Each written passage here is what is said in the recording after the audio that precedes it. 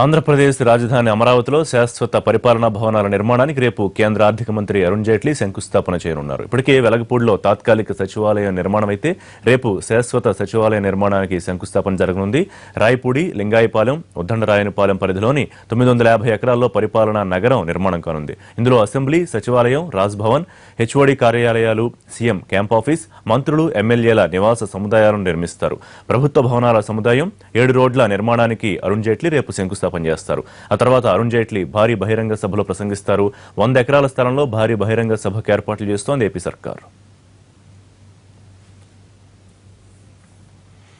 శాశ్వత పరిపాలనా భవనాల నిర్మాణానికి రేపు శంకుస్థాపన జరగబోతుండటంతో రాయపూడి, లింగాయపాలెం, ఉద్దండరాయనపాలెం వాసులు సంతోషం వ్యక్తం చేస్తున్నారు. తమ ప్రాంతానికి ఇంతటి మహర్దశ వస్తుందని కల్లో కూడా ఊహించలేదన్నారు రైతులు. రాజధాని నిర్మాణానికి భూములు ఇచ్చిన తాము అభివృద్ధిని ఇప్పుడిప్పుడే చూస్తున్నామన్నారు. పూర్తి డీటెయిల్స్ మా కరెస్పాండెంట్ పిఎంఆర్ అందిస్తారు. ఏపీ నూతన రాజధాని అమరావతి నిర్మాణం దిశగా మరొక కీలకమైన అడుగు ముందు పడనుంది. ఏదైతే సిఆర్డీఏ పరిధిలో అమరావతి నిర్మాణం ఏదైతే జరుగుతుందో ఈ అమరావతి సిఆర్డీఏ లిమిట్స్లో పూర్తిగా 9 సిటీలను నిర్మించాలని చెప్పి ప్రభుత్వం ప్లాన్ సిద్ధం చేసుకుంది. సో దానికి అనుగుణంగానే పూర్తి స్థాయిలో పక్కాగా వెళ్ళాలని చెప్పి నిర్ణయించుకుంది. సో దాంట్లో భాగంగానే ప్రస్తుతం మనం ఎక్కడైతే ఉన్నామో ఈ గ్రామం ఇది ప్రస్తుతం మనం రాయపూడి, లింగాయపాలెం గ్రామాల మధ్యలో ఉన్నాం. ఒకసారి కనుక ఇక్కడ జరుగుతున్న ఏర్పాట్లు కనుక చూస్తామంటే ఇక్కడ జరుగుతున్న ఏర్పాట్లు కానీ ఇక్కడ శిలాఫలకానికి సంబంధించిన ఏర్పాట్లు రేపు అరుణ్ జైట్లీ ఇక్కడి నుంచే రేపు మధ్యాహ్నం 3:45 అరుణ్ జైట్లీ ఇక్కడికి రావడం, శిలాఫలకాన్ని ఆవిష్కరించడం, అడ్మినిస్ట్రేటివ్ సిటీకి సంబంధించిన నిర్మాణానికి సంబంధించిన పనులను ఆయన ఇక్కడి నుంచి ప్రారంభించనున్నారు. మొత్తం 3 గ్రామాల పరిధిలో అంటే రాయపూడి, లింగాయపాలెం, ఉద్దండరాయనపాలెం ఈ 3 గ్రామాల పరిధిలో మొత్తం 950 ఎకరాల్లో ఈ అడ్మినిస్ట్రేటివ్ సిటీ నిర్మాణం జరుగుతుంది.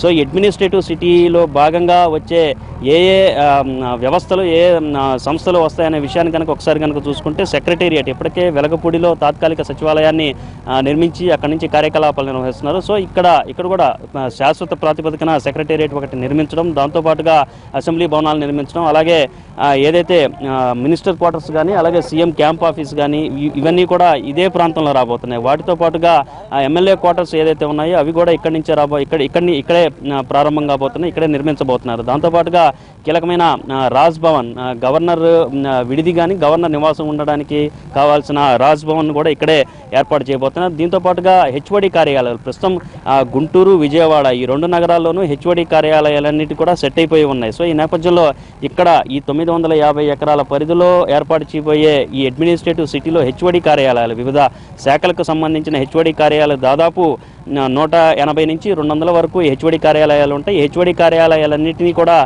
ఇక్కడ ఏర్పాటు చేయబోయే ప్రభుత్వ భవనాల సముదాయంలో ఇక్కడ ఏర్పాటు చేయబోతున్నారు.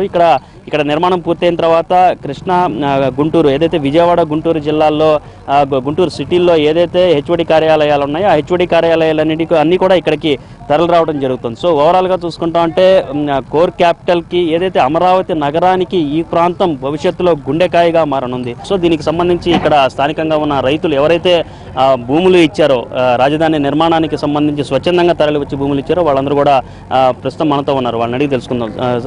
పూర్తి స్థాయిలో ఈ శాశ్వత నిర్మాణాలకు సంబంధించిన పనులు ప్రారంభించి 2018 నాటికల్లా పూర్తి అయిపోవాలి అనేది చంద్రబాబు నాయుడు గారు స్పష్టంగా ఆదేశాలు జారీ చేశారు. కానీ ఇది అవుతుందని చెప్పి అనుకుంటున్నారా? ఖచ్చితంగా అవుతుందనేది మా నమ్మకం. ఎందుకంటే మరి ఏమి రూపాయి లేకుండా రాజధానికి ఇక్కడికి తెలుగు ఇరగొట్టితే తెలంగాణలోంచి 10 సంవత్సరాలు అక్కడ పరిపాలన ఉండగానే వదులుకొని ఇక్కడికి వచ్చేసి 2 సంవత్సరాల్లో మళ్ళీ పరిపాలన ఇక్కడ నుంచి మొదలుపెట్టి ఇంత చేసిన తర్వాత అది అవదనేది ఎవరికి అపనమ్మకం అంటూ లేదు. మా చంద్రబాబు గారి మీద నమ్మకం ఉంది. గ్యారంటీగా 18కి అయిపోద్ది. అందులో ఎటువంటి సందేహం పడాల్సింది. ఎందుకంటే డబ్బు అంతటికి అదే వస్తూ ఉంది, ఎవరికి వాళ్ళు ఇస్తూ ఉన్నారు. రైతులు మొట్టమొదట కాస్త కొద్దిగా అనుమానించి జడపటాయించి అయ్యా మన ఎప్పటి నుంచో తాతలు నాచుకుంటుండే మన పొలాలు పోతే ఎట్టపోతాం అది అనుకున్న వాళ్ళు రైతులు దాదాపుగా ఈ రాజధాని వచ్చి 1 నెల, 2 నెలలు, 3 నెలలు గడిచిన కానీ 2015 దగ్గర నుంచి ఎంత ఉత్సాహంగా ఉన్నారంటే నిజం చెప్పాలి అంటే అసలు ఇదివరకు ఉన్న ఉత్సాహం కాస్త కొద్ది కాదు. నేనుగా అయితే మామూలుగా మేము సంవత్సరంలో 2 రోజులు తింటున్నాము ఇంటి దగ్గర భోజనం. ఎందుకంటే రోజు పిల్లగాడి పుట్టినరోజు అనో లేకపోతే పెళ్లి రోజు అనో ఇంకోటో జరుపుకోవటం ఇదివరకు ఎప్పుడు లేవయ్యి అంత ఉత్సాహంగా. ఎందుకంటే డబ్బు కొంచెం చేతికి అందింది, ఇదివరకు అంత అందేది కాదు. ఇదివరకు ఉన్న డబ్బు అంత అందేది కాదు. ఇవాళ ఉన్న పరిస్థితి వేరు, ఆ రోజు పరిస్థితి వేరు. దానికి తోడు ఇది ఎప్పుడైతే డెవలప్ అవుతుందో ఈ చుట్టుపక్కల ఉన్న వాళ్ళు కూడా ఇక్కడికి వచ్చి గజాలు కూడా ఇప్పటి నుంచే బేరం చేసుకుందామా, కొందామా అంత అబ్బో. ఎందుకంటే మొత్తం దాకా ఇది అవుద్దో కాదో ఏముంటో చూద్దాం అన్నట్టుగా ఉండేవాళ్ళు. ఈ జరీబుకి 50,000 రూపాయల కౌలు ప్రతి సంవత్సరం ముందు కట్టేస్తున్నారు. అసలు రూపాయి అప్పు లేదు, మొత్తం కడుతున్నారు ఇప్పటికప్పుడు. పైగా మాకు నిరుపేదలకి 2,500 నెలకి పింఛన్ ఇస్తున్నారు. మరి ముసలిళ్ళకి 1,000 రూపాయలు పింఛన్ చేశారు, మగవాళ్ళకి 1,500 రూపాయలు ఉన్నాయి. ఇవన్నీ కూడా ప్రతి నెల 1వ తారీఖు నాడు ఒక్క రోజు కూడా తప్పకుండా ఇస్తున్నారు. అదే నమ్మకంతో మేము కూడా ఇప్పుడు రైతులు దాదాపుగా మా రైతులు అసలు ఎంత ఇది చేశారంటే సామాన్యం త్యాగం కాదు ఇది, ప్రపంచంలో ఎవడో చేయలేంత త్యాగం చేశారు రైతులు. ఆ త్యాగానికి తగ్గట్టుగానే మా చంద్రబాబు నాయుడు గారు కానీ ఇక్కడ మా అధికారులు కానీ మంత్రులు కానీ అందరూ కలిసి మమ్మల్ని అందరినీ కూడా బాగా తెల్ల నాలుగులాగా వచ్చి మాకు సమస్యలు ఉంటే కూడా అడిగి, అయితే సమస్యలు లేవని మేము చెప్పట్లేదు, చిన్న చిన్నవి ఉంటాయి.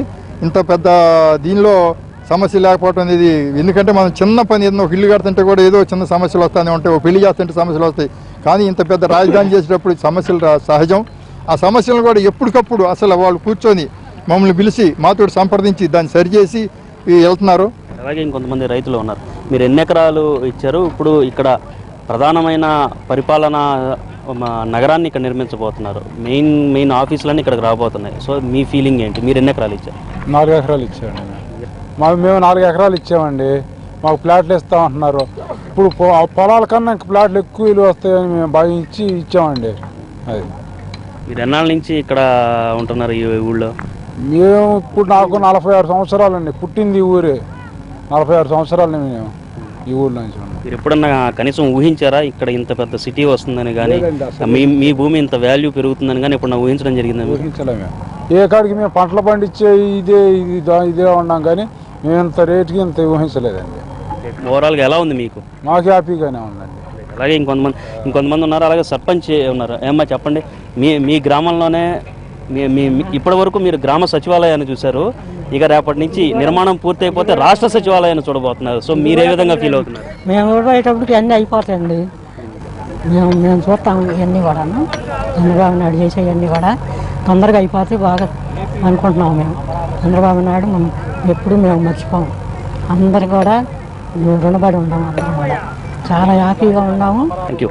సో ఓవరాల్గా చూసుకుంటా ఉంటే ఇక్కడ రైతుల్లో కానీ, గ్రామస్తుల్లో కానీ, అలాగే సర్పంచ్ స్థానిక ప్రజాప్రతినిధులు ఎవరైతే ఉన్నారో వాళ్ళందరిలో కూడా ఒక రకమైన నమ్మకం అనేది చాలా స్పష్టంగా కనిపిస్తుంది. అంటే గతంలో కొంత అనుమానాలు కానీ, కొంత డౌట్స్ ఉన్నప్పటికీ వెలగపూడిలో తాత్కాలిక సచివాలయాన్ని ఏర్పాటు చేస్తూ ఏదైతే నిర్మాణం త్వరితగతిన ఒక 7-8 నెలల కాలంలోనే పూర్తి చేయడమే కాకుండా హైదరాబాద్ నుంచి పూర్తిగా ఏదైతే పరిపాలనకు గుండెకాయ వంటి సచివాలయాన్ని ఇక్కడికి తరలించడమే కాకుండా ఇక్కడ నుండి కార్యకలాపాలు కూడా పూర్తి స్థాయిలో సాగించడంతో అదే స్పీడ్తో, అదే స్ఫూర్తితో ఈ శాశ్వత భవనాల నిర్మాణం జరుగుతుంది. అసెంబ్లీ సమావేశాలు ఇక్కడే జరుగుతాయి. అసెంబ్లీ సమావేశాలు వచ్చే ఎన్నికలకి చంద్రబాబు నాయుడు ఇక్కడి నుంచే ఎన్నికలకు వెళతారు అన్న ధైర్యం కానీ, ధీమా కానీ వీళ్ళలో చాలా స్పష్టంగా కనిపిస్తుంది. కెమెరామెన్ లక్ష్మణ్తో చంద్రశేఖర్, NTV, అమరావతి.